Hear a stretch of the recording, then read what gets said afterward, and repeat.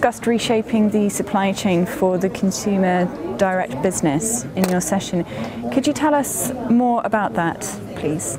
Okay, so my talk centered on a logistics project that we had done to build collaboration portals both for our suppliers and our logistics partners in order to provide a foundation that we could have shorter lead times and support the demands on the supply chain from our growing e-commerce and own retail businesses. And what were the top 3 biggest challenges you faced executing that?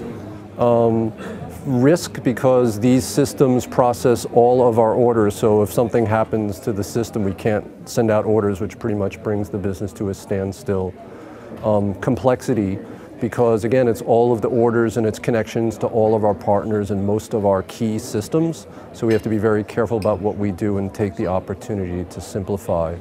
And lastly, I think it's to build something not only that would take care of our current needs, but that would be extensible to take care of future needs without a huge reinvestment. So we want to leverage the work we did now in order to provide the opportunity to do new things in the future. Glenn, what are your challenges for the next 12 to 18 months in terms of your supply chain? Okay, well, we're going to do now a further phase on the project that I talked about in order to add more capabilities to further support our growing businesses and even be more flexible. So self-invoicing and other features and a lot of key things that are important to the business so that we're better able to support both the wholesale business and the new consumer direct businesses. What would your key piece of advice be for the delegates at LogiCon to prepare their supply chain management as best they can for the next 12 months?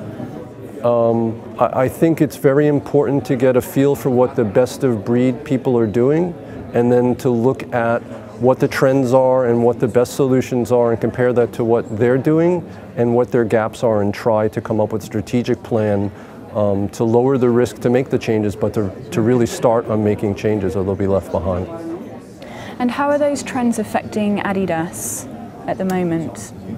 And could you elaborate on what those trends are? Well, a big trend is, as an example, we have a new fast fashion business, so that's a lot different than our normal wholesale model, and we have to get articles out designed and shipped out much earlier than we might normally do. And with our e-commerce business, we have to be much more responsive than we might normally have needed to be for wholesale. So at every aspect of the supply chain, we have to have better visibility and be more flexible so that we can take appropriate action to meet the business's demands. And during your presentation, you spoke about a project that you had been working on. Could you elaborate more about that to our audience and how that would overcome the trends that you've just spoken about? Okay, so the project that I talked about, we're doing many projects, but the one specifically I talked about were collaboration portals. So we've implemented collaboration portals for both our suppliers and for our logistics partners. So these are central software as a service portals where our partners can receive and send us information to process our orders, and that a lot of standardization there, so it makes it easier for us to get things done. Our vendors manage a lot of the relationships now with our partners, and we can concentrate on our key business, which is the design and retailing of the goods, and have a platform that makes us more reactive and able to have shorter lead times and all the things that we spoke about earlier. Okay, thank you very much, Glenn. Thank you.